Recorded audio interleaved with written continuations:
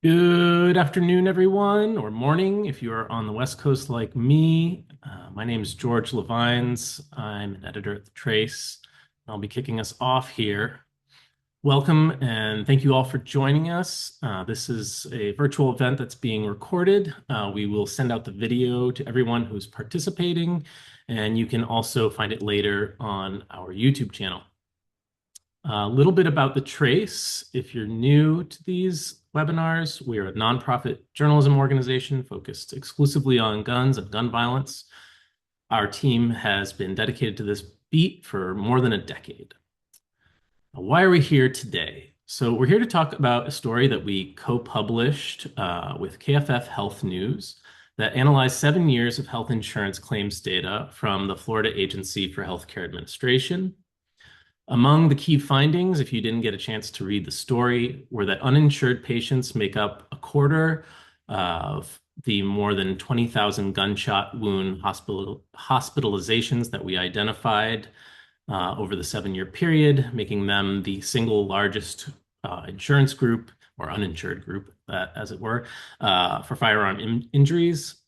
Uninsured gunshot victims had hospital stays of about 6 days on average, which was only 3/4 of the time spent by patients with private insurance, and less than half the average stay for patients on traditional Medicaid, the public health insurance program for poor and disabled people. The gap in hospital care persisted regardless of the hospital size, location, or ownership type, including at facilities that receive taxpayer money with a mandate to treat all patients, regardless of their ability to pay. Of the gunshot wound patients, nearly half were Black, making the group highly overrepresented. About a quarter of non-white patients were uninsured versus fewer than a fifth of white patients. Leading today's conversation is Samantha Story. Sam is managing editor of The Trace. She spent more than half her career at the New York Times, where she worked as an assignment editor across several desks. She also worked on podcasts at Bloomberg, and before that as a senior enterprise editor at HuffPost. We are also joined by the 3 story authors and 2 expert sources that are featured. Olga Pierce is data editor at The Trace. She was responsible for the data analysis that formed the basis for the story. Fred Clayson Kelly is senior correspondent at KFF Health News, who, along with his colleague, Florida correspondent Daniel Chang, reported and wrote the story and spent countless hours bringing humanity to the data. Arch Manus is vice chair for research at University of Florida College of Medicine and was a source of Daniel and Fred's, while Wayne Rollins is the Anti-Violence Initiative project manager for Miami-Dade County and was also a source for the story. We are grateful to everyone's time and perspectives on this story. Thank you all for being here. And I will turn it over. Oh, I'm sorry. Before we wrap up today, we'll have time for Q&A at the end. Please use the Q&A box to submit any questions, and I'll be reviewing them and passing them on to Sam to get to as many as we possibly can. And I'm going to hand it over to Sam now. Sam, take it away. Thank you. Thanks, George, and hello, everyone. I thought we could kick things off with one of the reporters on the project, Dan. Maybe, Dan, you could recap a little bit about what George just laid out for us, and just in general, give us some broad strokes around the story and the reporting you all did and what you found. Sure, and thank you for hosting this webinar. As George mentioned, we found that uninsured gunshot patients stay fewer days than those with insurance at many Florida hospitals, and this was pretty consistent finding, as George mentioned. And I feel like the significance of it is the fact that we have a lot of firearm injuries in the United States. I think there's one firearm injury is treated in an American emergency room every 30 minutes. And while tens of thousands of people die from their injuries, many more people survive. And they're often left to face long recoveries that are difficult, both physically and mentally. They can incur medical debt and lasting trauma. And we haven't really seen before how insurance status affects the care of somebody who is hospitalized for a gunshot wound. So I felt like our reporting and the analysis of the data, at least in Florida, helped shed some light on that. And it didn't really even matter the severity of the injury, because even among the most severely injured patients, those who were uninsured still had shorter stays than their counterparts who were insured. I think it also speaks or at least echoes a long history of discrimination in the U.S. Black and Latino patients suffer disproportionately from firearm violence, and they also tend to be overrepresented among those who are uninsured. And what we found was that hospital administrators weren't very eager to talk about this, or at least to us about it. We spoke with trauma surgeons, we spoke with academic experts, we spoke with advocates, and of course survivors. And what we saw was this sort of uneven treatment depending on your insurance status. And I think while it might be maybe obvious that people who don't have health insurance are going to have a harder time with their recoveries, it was important to be able to show that with data. And I feel like we did that well in this story. So yeah, that's kind of it in a nutshell. Thank you. Speaking of data, we have Olga Pierce here, who is very much the architect in helping us figure this out. And while our findings sort of are displayed and feel quite easy and breezy and simple to understand, what went into pulling them out required a lot of good questions and a good like sense of like how can we draw conclusions, which is not always that easy. So I really want for Olga to walk us through what are the questions that we had to ask of the data to get to the answers and conclusions that we drew. Yeah, I mean, I think, the first question was in the data we have literally every hospital visit in Florida for 7 years. So can we even find the gunshot wound victims in the data? And how reliably do we think we can do that? Was sort of step one. And then eliminating, air guns, paintball related ER visits, etc., was the next step. Um, Figuring out which were initial hospital visits for a gunshot wound as opposed to like a follow-up visit or a readmission. Um, and then, you know, taking all of those patients and trying to figure out what we want to know about them. Um, and then the next step was uh, figuring out the insurance status of the patients, looking at the length of stay and comparing. But once we compared, we also wanted to know things like are, is the severity of injury for patients a factor in this? So we calculated an injury severity score for each patient. We wanted to know, is uninsured status just accidentally proxying race? And so we stratified our patients by race and looked within racial categories and found that uninsured patients still had shorter stays. And we also looked at age to make sure that it wasn't something like, commercially insured patients are younger and that's why they have a different length of stay. Um, but the more we kept sort of slicing and dicing our patient group, the more we saw that the insurance status gap persisted, no matter how hard we sort of like, banged on the tires of our analysis, it stuck around. Thank you. So in that data are, of course, people. Every single data point is a person going through the hospital system. And Fred and Dan were both on the ground in Florida talking to people. And we focused the story on someone who truly represents that data, a woman named Aaliyah Bates. And Fred, I was hoping maybe you could tell us about her and how her story is quite indicative of the findings. Yeah. I gotta say, her listening to her account was very convicting of me as a journalist because I started my career over 30 years ago as a police reporter in Michigan, and later I worked at the Indianapolis Star in Indiana. And I did a lot of stories on killings, a lot of obit stories. I did a lot of stories on crime. And I could not recall a time that I actually did a story on someone who survived a shooting.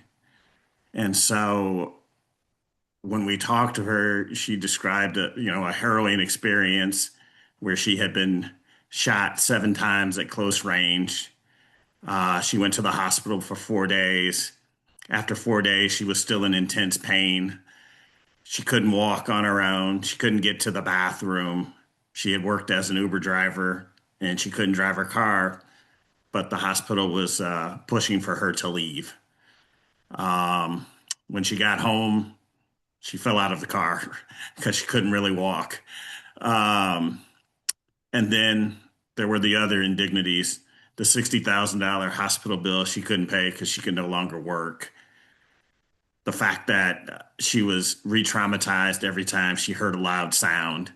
And one image that still haunts me when I think about what she's going through or was going through in 2019 was her telling the story of cowering in the house with her pet dog because they were both afraid of the loud bangs on New Year's Eve and the 4th of July. Um, she also talked about sort of having to overcome her own pride to ask for help from family and friends for rides, for money. It was an ordeal, and the reason it was convicting as a journalist is a big part of our job is to survey the environment and sort of tell the stories of the community. And what I realized in all these places that I've lived and wrote about, there was a large chunk of the community that I had not really bothered to describe their experience. Um, it was also convicting on sort of a personal level because I grew up in a neighborhood where, people I knew had been shot. Some of them died and some of them lived. And for the people who had lived, what I realized in listening to her is that I knew very little of their experience. I knew the sadness of us going to the funerals of the people we knew we had lost, but I didn't know what was going on in the homes of the people who had survived sort of the torment that they went through. And so listening to her, what I realized is she almost described it as almost a born again experience. There was her before she was shot, and then there was her after she was shot. Thank you, Fred, for that very personal anecdote. Um, for the for the folks who do end up in hospital, there are these services provided by you, Wayne. Can you talk about your work and how you interact with people who are shot and go through the hospital system and the services that you try and provide and what they really need once they go through? Or when we first started excuse me, the hospital based violence intervention program. Well, prior to that, 2 years prior to that, we had initiated the gun violence intervention program, and we were doing case management with credible messengers, you can say, right? Um, and we weren't really being able to deal with the coordination that gunshot survivors had to deal with. So, in working with the director of the Community Services Department at Miami-Dade County, we decided to build out a hospital-based violence intervention program, an HTRIP. And so, when we started the HTRIP, the data that emerged from this research that we're discussing today, it mirrored what we were seeing. Half of the HTRIP clients were uninsured. Many were discharged before they understood their injuries, had a understanding on how to deal with the injuries, or their discharge instructions, or whatever the next steps might be. So this finally quantified what we've been seeing bedside for years. And uninsured victims were pushed out faster with fewer supports and more downstream harm. And so the ATRIP gave us an opportunity to help address some of those issues for those that were uninsured. First of all, um, we hired a nurse, a registered nurse who was a young Black male that would go out and see our clients that were gunshot victims. He would provide them with the wound care. He does provide them with wound care. He provides them with navigating through the healthcare system because unfortunately, many of our clients, their literacy level is not that great. And so when they get the discharge notes, it is never looked at. And if it's looked at, it's not quite understood. So we'll help to navigate through the discharge plan, get them to the point where they can get some type of insurance. And the Jackson Health System has a Jackson card, which is a sliding scale insurance. So we try and get them up for that, or Medicaid, whatever the case may be. And then we'll pay for medical supplies, medical equipment for the house. We'll even pay for their relocation because some people cannot return to the same place where they were living because they'll be re-victimized. And having Cleveland, the nurse, he is our secret weapon. I mean, and when he assists these clients, it reduces the number of readmissions, to the hospital because things like, stitches, removal, whatever the case may be, that could be done, by APRN, which he is, that can be dealt with. And we also made a decision that instead of having case managers that were credible messengers, to hire master's level and hire social workers and mental health professionals. And so all the case management is done by people that are qualified. And, quite frankly, they are also credible messengers because these young ladies came out of the same neighborhoods that we work in, where most of these gunshots victims reside. So they're credible messengers, but they have the tools and the skills and the talent to be able to provide an adequate crisis response bedside and upon release. Thank you. It seems like just that you need more nurse practitioners on your staff to help folks out. Arch, you have spent your career studying this work, and I was wondering if you could speak a little bit to why, in your research, you might have seen hospitals are a business. They are releasing patients early. Like, what's going on? Well, yeah. So I think you just said what I think is the key in the United States. Healthcare is a big business. Medical students don't like to hear that. In fact, they've told me they don't like to hear that. But the reality is, it is a big business. It's a business that's so big that recent estimates suggest that in the U.S. we spend $5.3 trillion a year. That's a lot of money. Okay. It also accounts for 18% of our total GDP. So a lot of stuff is going on as a business. So what's going on? I applaud the team with Dan and Olga and Fred for doing what they did. But it turns out actually that what they found is not completely unique. We did a study using data, this was years ago, from 2003 to 2007, and this was a national study, and it had 90 million people in it. And we found that uninsured people had shorter lengths of stay than people who were insured. And that controlled for all these things we've talked about: age, sex, race, but also diagnosis. They all have the same diagnosis, and so on. We recently sort of replicated that using a national electronic medical record database called Cosmos.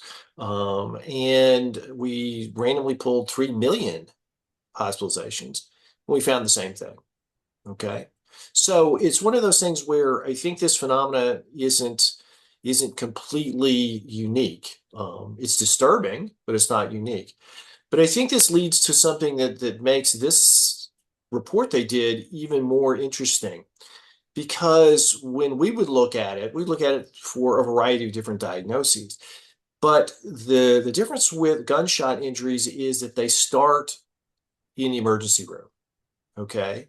And by doing that, that's an entry point that may be a little bit different for some other folks. And that actually is complicated by a very important law. So it's big business. People don't like to give out, restaurants don't want to give out free food. Painters don't want to paint your house for free. We've got all kinds of examples like that. Hospitals don't want to give out a lot of uncompensated care either. But there's a law called EMTALA. All right. It's not Impala. I know that the government likes to name these things that sound like animals. HIPAA, EMTALA. But EMTALA basically stands for the Emergency Medical Treatment and Labor Act. And it's very important in this particular case because the way it works is healthcare institutions have to take people if they are in an emergency situation, regardless of their ability to pay. So they got to take them in. But once they get stabilized, then they don't have to keep them. So if somebody comes in and they don't have any money, you have to take them in with a gunshot, but you don't have to keep them after they get stabilized. So I think that when we look at it, we have that sort of cross effect of coming in with an emergent thing. Rather, I mean, not everybody who, I mean, when we look at, some of the stuff that we've looked at, maybe the patient has diabetes, maybe they have, some sort of, heart failure. That's different than this, where people are coming in. And so, is it surprising that they're discharged sooner? I think it's not particularly surprising, not because of EMTALA, but it's because this thing, I think it's a phenomenon we have in the United States that obviously we have not done a very good job about fixing. Uncompensated care basically just is not in the business model of U.S. healthcare. You've spent a little bit of time whilst we're on this subject studying where policy is working here, and perhaps you can speak a bit to that as well. Like if we did have healthcare that could provide like without thinking about the bottom line, what would that look like? Well, I mean, I think that's an interesting question because it brings up a lot of very strong feelings from people. And so remember, when we talk about things like the National Health Service in the United Kingdom, people say, oh, that's socialized medicine, right? Everybody can access it. But in fact, we actually have something like that in the United States. And it's called Medicare. So everybody can get Medicare. And so when we do our studies, we only do people 18 to 64 because everybody can get Medicare once they turn 65. And so it is universal access, but for older people. So what does it look like? Well, when you look at Canada or you look at the UK or you look at other places, a lot of it really has to do with how they are going to budget, because the way that you have to budget is you have to think about it as risk. Okay, so a 23-year-old is not going to be as high risk as somebody who's 78 with 3 chronic diseases in terms of what your costs are going to be. However, that gets obviously completely thrown around with gunshot wounds. And so we have to do something different. But how can the policy work? In my opinion, this is just my opinion, like I said, brings up strong feelings, is that unless we can cover the population and risk adjust it, then we can figure out how much we think things are going to cost. Remember, that's what insurance companies do now. They risk adjust through actuaries, and they say, a 16-year-old boy driving a car pays more than a 40-year-old man. Okay, a 16-year-old boy who gets good grades pays less than a 16-year-old boy who doesn't. For those people living in Florida, which I do, we're seeing home insurance go through the roof. Why? Because of risk. We have a risk issue. So I think that ultimately we have to get to a point where uncompensated care goes away, because I think it actually penalizes some hospitals, and so on, and then it puts the patients in a bad spot, like this. Are they being discharged because they're they're not being treated up to the point they should be? Or is it that people with insurance are actually being kept in longer so that the institutions can make more money? I don't know. I can't answer that. That's certainly something Aaliyah felt. She felt like she was discharged too soon. And maybe, Dan, you could speak a little bit about her recovery, the debt she incurred. Like, what was the journey like after she left the hospital, where something she felt was too soon for her? Well, I think the experience for Aaliyah was that she was going to have to rely on friends and family really to be able to get out of bed, to get places. She did incur a hospital bill, as well as separate bills from the surgeon. And she applied to the state's Victims Compensation Fund for help. And once the state's Victim Compensation Fund stepped in, they negotiated with the hospital what the payment was, and she wasn't part of that. But she still had to continue to pay for her own physical therapy so she could regain her physical abilities. And she also had to find her own mental health provider.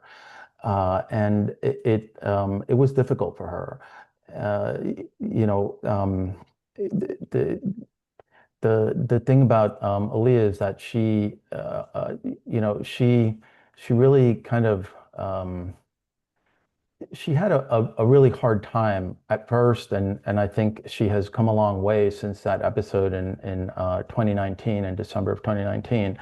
But she also has an approach or a view of what happened to her. And because of what happened to her, she told me that she wants to create a nonprofit that will help other people who have been through the same experience, hopefully find the kind of help that she couldn't find. And you know, the recovery part seems to me much more difficult than the days that she spent in the hospital. And while she did ask to stay longer, she wasn't able to. Once she was determined to be medically stable, as Dr. Manus mentioned, the hospital had to let her go. And like I said, after that, she was kind of on her own. So. Thank you.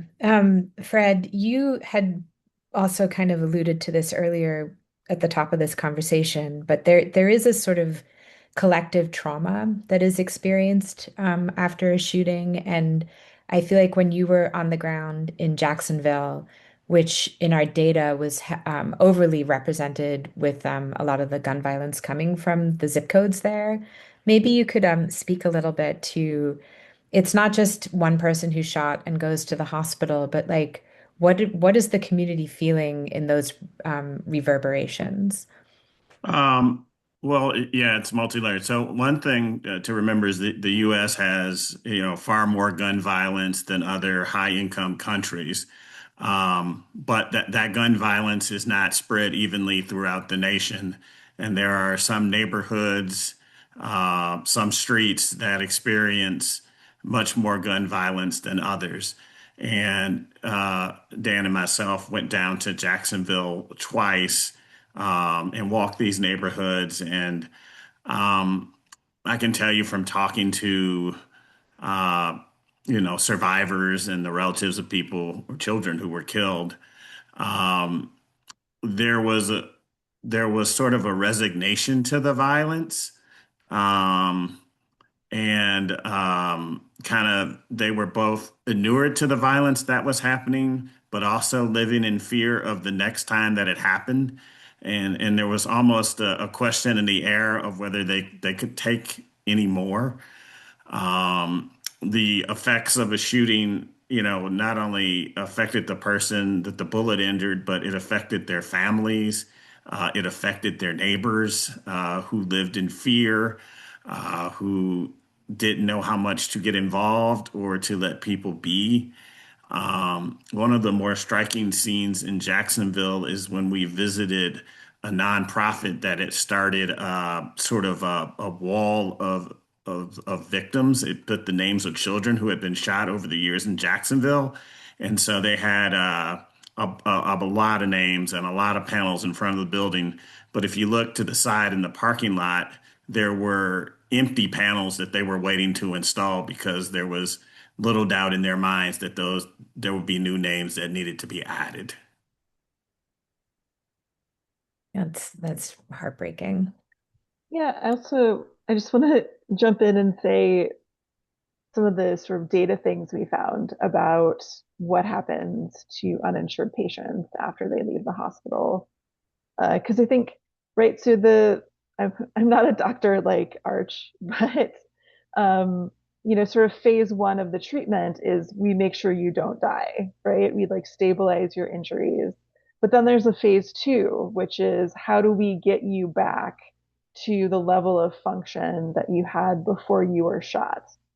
And for a lot of commercially insured patients who go to the hospital, they get some extra days in the hospital with maybe physical therapy to help them. But a lot of them are also discharged to long-term care facilities where they have, nurses and physical therapists to help them on that, journey that can be long and difficult. But uninsured patients are much less likely to be discharged to that kind of facility. Uninsured patients are discharged to their home. And some people have a home environment where they have support and safety, and it's a good recovery environment. And some people really don't have that. They're just on their own with wounds that are not closed, trying to figure out how to do the job of nurses and physical therapists all by themselves, which I think is what the person we profiled in our story was experiencing. So the data shows that the inequality doesn't just end with the length of hospital stay. It continues throughout the whole recovery process. Thanks, Olga. Speaking of that inequality, I was wondering, Wayne, maybe you can like just walk us through what happens when you meet with a client, say in a hospital, and how long do you follow them for after they're discharged whilst they're in the hospital? Like you mentioned a person you work with, but yeah, like it would be great to hear about that. Sure. The first thing that we do is we get a alert from the police department in the three sheriff districts that we work in that a person's been shot. Once that alert comes through, that activates our social workers, not only community-based, but also we have a data coordinator who's a social worker inside the hospital. Our medical director is a trauma surgeon at the hospital. So she is, right there on the scene trying to keep that person alive. And so once that person is stabilized, or the proxy for that family is able to communicate with us, the data coordinator at the hospital will pitch the HFIP services to the victim or the family. And, once the HIPAA regulations are incorporated in that referral, then it's sent over to our social worker team. We'll assign a social worker to work with the family. Upon discharge, we will do a mental health assessment. We do a ACEs assessment, which is adverse childhood experiences assessment, and then we'll also do another behavioral health assessment to see if the person is in need of counseling or what level of counseling that they're in need of. And then every Thursday, we'll do a clinical staffing with our trauma surgeon, our data coordinator, our social workers, the victim advocates with the police department, because we work in tandem with the victim advocates, because Um, a lot of the clients, they don't know anything about victim services or victims compensation. And if they do, they don't know how to access it or how to complete the applications and get the applications done and ultimately get a payout for whatever it is that they are in need of.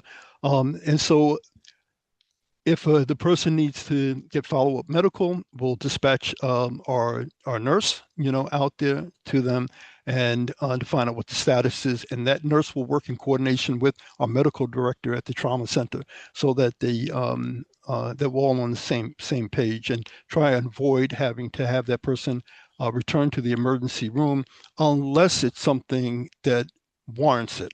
And very frequently, it's not the case. Our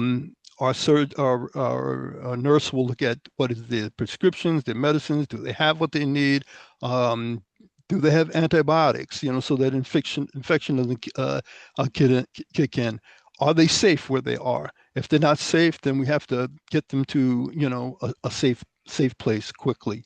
Try and also stimulate the active participation in them, not to retaliate, right? Because there is a feeling, and what we heard anecdotally, from grandmothers at the hospital bedside telling the surviving grandchildren to go handle it, telling their grandchildren go handle it. And what that meant is go on the street and take care of the retaliation coming from grandmothers. So there's people that would not ever think about engaging in gang violence or gun violence, but do as a result of this. So we have to deal with that also, that whole mental health aspect of it.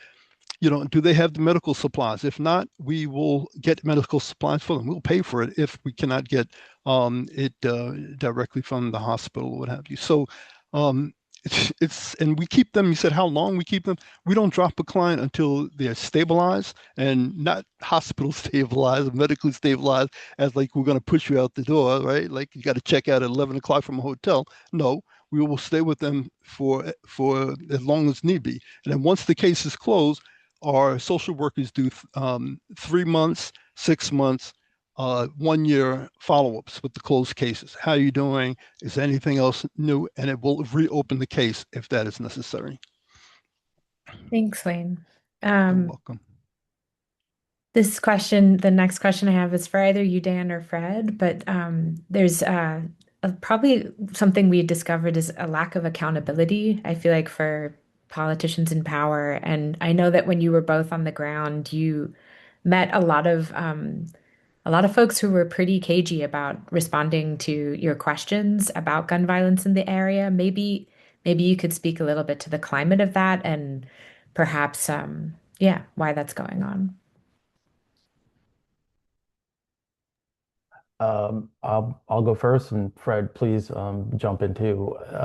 I think that there's really very little accountability for gun violence. Oftentimes, the victims are the ones who are blamed for, being up to no good. And this is something that Aaliyah spoke to us about too, but that was more in the context of how hospitals perceive people. But in the state of Florida, where I live, we have a very gun-friendly environment. We have, you can carry a concealed gun with no state permit. We're working to remove red flag laws and to raise the age limit on the age that you need to be to buy a gun. We have sales tax holidays for guns. But of course, if the governor is giving a speech in an enclosed area, there's going to be metal detectors and you're not allowed to bring guns in there. And certainly there are places in Florida where you're not allowed to bring a gun, like a courthouse or a school. But the gun culture is very powerful in the state. But it's not just that. It's not just gun policy. It's also the state's policy on Medicaid. There's a question in here in the Q&A about, well, wasn't she qualified as presumptively eligible? Well, no, because people like Aaliyah Bates, who are single adults with no children in Florida, they don't qualify for Medicaid. So the state doesn't take the steps that it needs to take to ensure that as many people as possible can be covered by some form of health insurance. And I think that's also speaks to the accountability question. When you've got a state where you've got permissive gun culture and laws that make it easier for people to acquire guns, and also policies that don't ensure that people who can't afford to have health insurance have some access to it. I think it creates a dangerous combination, and we see what we're seeing now. Fred, do you have anything to add on to Yeah, that? I think one of the things that we have to think about is sort of the history of our country. In that in this country, we've always had neighborhoods and groups of people that we've kind of disregarded. And so when Dan and I went about trying to contact public officials, particularly in Jacksonville, like for example, we called I believe 19 city council members, and out of the 19, only one responded to our request for an interview to talk about gun violence. We tried to interview um, the leaders of the local hospital that took in the most gun violence victims. They refused. There was a general air of not wanting to discuss this issue. We even called a domestic violence shelter that had won an award for addressing this issue of gun violence, and they didn't want to talk about winning an award. And so there is an air of silence. And um, we would be remiss if we didn't mention that a lot of these shootings are taking place in neighborhoods that have been, victims of historical racial discrimination, redlining, and disinvestment. And so historically, these communities have not been places that the government, that business has invested in. And so when it comes to the issues of gun violence, it's probably no surprise to the people who live there that there's a the lack of concern. And one of the images I won't forget anytime soon is we were in Jacksonville and there was a huge controversy about the opening of a new morgue in a black neighborhood. And the people who were against this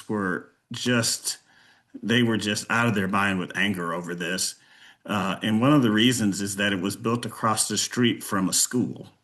And so when we arrived, uh, you know, there was a little bit of traffic at the morgue, which was preparing to open, but it was recess time at the school. And so for the community, this was a symbol of what the community and what the society had prepared for their kids. So even as they were playing and trying to grow up, the sort of the larger society was making other plans for them. My goodness. I want to Uh, jump in real quick just to add something, which is that a lot of the elected officials and hospital leaders, they don't want to upset the governor. We have a governor who will not hesitate to pull elected officials from their office if they're doing something that he doesn't like. For instance, saying that they're not going to prosecute, abortions, or that they're in favor of transgender individuals. So that trickles down from the top, and it creates a atmosphere of fear and silence. And I think that's a big part of the reason why a lot of the elected officials don't want to talk about it. I think a lot of them are politically and ideologically aligned with him. So maybe there is that victim blaming as well, and they only see gun violence as a job for the police. They don't see it as a public health crisis. They see it as a law enforcement problem. And they won't take a public health approach to it because maybe that's too woke. So I feel like the leadership in the state is, they set the tone. And I think we see that reflected in our reporting. So, Thank you. We are at 1:46, so I'm going to pivot to the questions that we have coming in, and a handful of them have been about the data. And I was hoping, Olga, you could take this, but basically, like, why did we center it on in Florida, and how easy would it be to do this in, say, Connecticut or Chicago? Uh, yeah, so we chose Florida um, for a few reasons. One is the data is pretty current and it's relatively easy and affordable to access. Another is we wanted a state where there are a lot of uninsured people and also a state where there are both rural and urban places. Um, and I mean, I think in our minds, Sam can speak to this as well. This is a question we might be interested in asking in other places as well. But states aren't required to make this data available. So in some states, you can get it pretty easily. There's usually a data use agreement involved because there are important patient privacy protections that need to be observed. Some states will give you this data for an absurd amount of money, and some states don't release this data at all, or it's kept by the State Hospital Association, which sort of gatekeeps, like they might release the data to hospital researchers. They don't want journalists, faffing around with it. So, but you definitely could ask the question in other states. Chicago specifically, I know that you can request the Illinois data. Thanks, Olga. I think the next question might be good for you, Arch. The question is that this study shows uninsured patients get discharged earlier. Um, did you look at whether that gap shows up in survival or readmission outcomes? I feel like that might be some of what you've studied.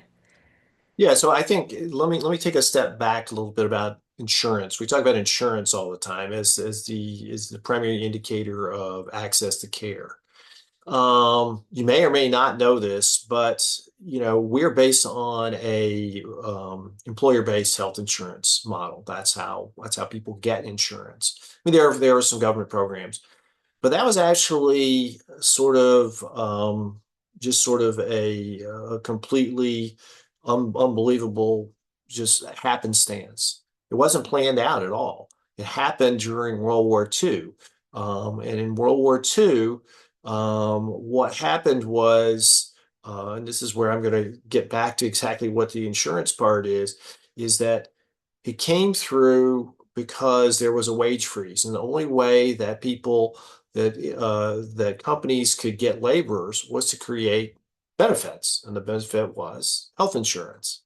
And that's why we have it like that. And so that's why we have these sort of, strange things about insurance. But does insurance matter? Absolutely. There are thousands of studies that show that having health insurance matters with a lot of health outcomes and getting services. Does being discharged, early have an effect? If it's now, be aware, there's also a complicating factor of leaving against medical advice. People can leave for whatever reason they want, and sometimes that may be because they can't pay, or it may be because of other reasons. So when we start talking about things like that, and what we know with leaving against medical advice for sure is it leads to more likely to be readmitted in the next 30 days. So, and what we've been showing is that if they do that, they're more likely to end up in the emergency department in the next 30 days. So I think there's this linkage between if you are discharged prematurely, yes, it's not a good thing. People do poorly. But I think that we really got to get back to the fundamental question, which is why do we have this system where we have a bunch of people who are showing up through EMTALA or whatever because they're forced to, but then we can't, they may be discharged prematurely. I think we need to think bigger than just sort of saying, well, what can we do to do this? Well, there's a lot of things we could do, but I think it needs an overhaul of how we see it rather than just using employer-based health insurance. Thank you. I think you're teeing up my next question pretty nicely here. Somebody has asked, they've said, thank you for this powerful discussion. For those of us who are deeply concerned about these disparities but don't work directly in this space, what are the most meaningful actions we can take to advocate for equitable care and accountability beyond attending these types of conversations? Where can members of the public have the greatest impact? Would anyone here be able to answer that? That's a tough question. I mean, I think get involved, talk to your elected officials, There are many advocacy groups that help survivors of gun violence, and there are advocacy groups that are promoting things like Medicaid expansion, which is something that Florida does not have, but that would help cover more people. Uh, you could volunteer with a group like Wayne's, perhaps to help people who are recovering and don't have access to care. Um, so just some thoughts off the top of my head. But at some point, I want to get back to the business of hospitals because there was this sort of counterintuitive finding that patients with Medicaid had longer stays than people with commercial insurance. And what we looked at are acute care hospitals, emergency rooms, trauma centers. We don't really look at rehabilitation hospitals. And what we heard from the doctors who work in the trauma centers and other officials was that to negotiate the transfer of a Medicaid patient took much more time and effort than it did to negotiate the transfer of a commercially insured patient because Medicaid not only pays less, Medicaid patients often have worse health conditions that rehabilitation hospitals appear to be discriminating against. So while those doctors are negotiating their transfers to a rehabilitation hospital, that person's length of stay gets longer. So it's back to the business thing. Yeah. Wayne, you have your hand up, and we also have a question in here for you. So please say what you need to say, and I'll ask you the question too. Oh, in terms of what the general public can do, is one of the things that I didn't talk about is we have a program called Walking One Stop. When there is a recent incident of gun violence or persistent incidents of gun violence, we organize service providers, residents, community activists, criminal justice professionals to bring a one-stop center, service center on the shoulders of those people and bring it right to the doorstep in the neighborhood where the gun violence has traumatized the residents. So we're not only seeing the victim or the victim's home, but the natural boundaries. If it's a public housing community, that whole public housing community, or apartment complex, or whatever the natural boundaries are for where that incident took place. This doesn't cost anything to do. It's just about getting people that are already paid from the taxpayer dollars to provide services to come together and going door to door, doing a very quick assessment of what the residents' needs are, and then making those referrals out to those agencies that are already funded to provide those types of services to support those things. So that's something that, and you can go to WayneRollins.com and to the tab Walking One Stop, and it shows you all about that. And it will provide technical assistance for free to any community that wants to do it. Thank you. And one question in particular for you, Wayne, is someone wanted to know, how are your relocation services funded and what do those services look like? Well, one of the things that we negotiated with Miami-Dade County is to have supportive services in our contract for survivors of gun violence. And that incorporated relocation in addition to the other things I mentioned earlier. So the sheriff's office, our social worker, and of course the survivor, if they're all in agreement that relocation is needed for the client, then within 20 minutes, I can have them in a hotel. Very often the victim wants a little bit more time just so they can gather their belongings or just work out plans for their children in school or whatever the case may be, and that's totally up to them. We respect that, and they are the guardian of this process. However, we want to also make sure that there are not any legal liabilities. So that's why we do work with the sheriff's office also, like, is it okay to put these people up? Because sometimes today's victim might have been yesterday's subject, and vice versa. And that's not always the case. And it's very often not the case, but sometimes is the case, because of retaliatory violence and whatnot. But anyway, it's funded out of the Miami-Dade County General Fund. So out of regular taxpayer dollars, the county has realized that this is an investment and not an expense. So for a relatively small amount of money, it saves the county millions with getting people out of harm's way, reducing retaliations, reducing readmissions to the hospital. So it just makes plain sense, and the hospital, it keeps them connected. Our trauma surgeon, she'll go out with us on a Walking One Stop. her data coordinator from the hospital will go out with us on a walk-in one stop. Will go out to us when we go visit the people in the jails that are soon to come home, and make those connections because it's all related. It's all interconnected. It's all spokes on this unresolved trauma wheel that it really takes all of us. So the Miami-Dade County realizes that, and they have allocated money to invest in that. Thanks, Wayne. We've gotten so many great questions and we're running out of time. So I thought we should end with the question of what's next in this investigation. We do have a couple more stories planned. Maybe, Fred, do you want to take this one? Because I know you've been actively working on it. Yes, what we're planning to publish in the very near future is a story on how gun violence has taken a toll on children in Florida, and looking at where that toll is the greatest.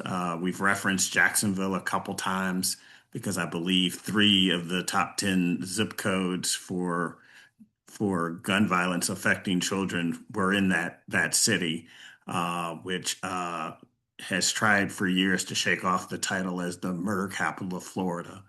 And so we're going to look at how many children were affected, where they lived, what those neighborhoods are like, and again, that issue of sort of the collective trauma that is impacting these communities, and um, I'm kind of stammering because some of the interviews were absolutely heartbreaking, and I did want to say before we left here that for the moms and the relatives who spoke to us, one of the main reasons they wanted to speak to us about their children who died is they wanted people to know that their kids were not bad people. There was something in their mind that told them if their kids got shot, that those kids were bad kids. And so they wanted the world to know that their kids were not like that. And so we're going to be telling some of those stories. Thank you, Fred. Well, I'm looking forward to reading that. I think I wanted to say thank you to everyone who's here. I know, George, you have some closing remarks for us. So thank you everyone for attending and thank you to all our panelists. Yeah, that pretty much closes it out, actually. But I did want to say a big thank you to everybody on the panel for sharing your time and expertise with us today. Thanks to everyone who submitted questions. There were some great questions in there, and thank you for listening. We started with about 170, and not so many of you dropped off, so that was really great to see. If you appreciate these virtual events and the year-round gun violence coverage that the Trace offers, please consider making a gift to support our work. It's 11 o'clock. There we go. We are so grateful for all of the members who already support our work. There is a QR code that should be on your screen. You can scan it to make a gift quickly and tax deductibly, I'm pretty sure. Our next virtual event is on data reporting and what we've found from, oh, no, that's not right. That's this event. Wait, are we doing another virtual event on this? No, okay, that's this event. All right. As we mentioned before, there will be a recording of today's conversation and we will be posting it on YouTube. So that's it for today. Thanks again, everyone.